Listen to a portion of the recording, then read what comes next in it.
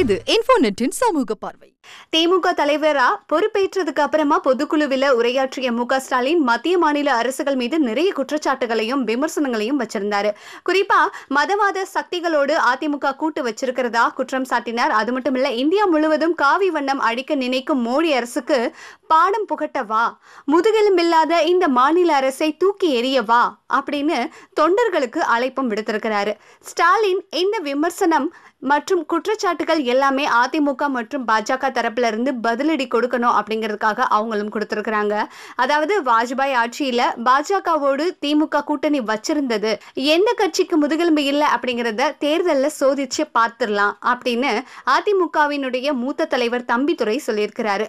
திமுகவில் தலைவரா ஸ்டாலின் பொறுப்பேற்றதால எந்த அச்சமும் இல்லைன்னு சொல்லியிருக்கிறாரு சட்டசபை துணை சபாநாயகர் பொள்ளாச்சி ஜெயராமன். ஸ்டாலின் தலைமை பொறுப்புல இருக்கும் பொழுதுதான் ஆர்கே நகர் தொகுதியில அந்த கட்சி டெபாசிட்டை இழந்தது அப்படின்னு சுட்டிக்காட்டி இருக்கிறாரு.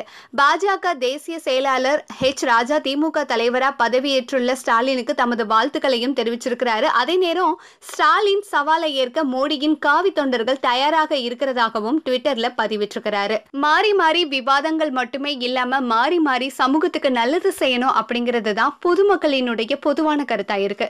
இந்த வீடியோ உங்களுக்கு பிடிச்சிருந்ததுன்னா லைக் அண்ட் ஷேர் பண்ணுங்க. உங்களுடைய எண்ணங்களை நம்மளுடைய கமெண்ட் பகுதியில் பதிவிடுங்க. இன்ஃபோநெட் சேனலை சப்ஸ்கிரைப் பண்ணி பெல் ஐகானை பிரஸ் பண்ணுங்க.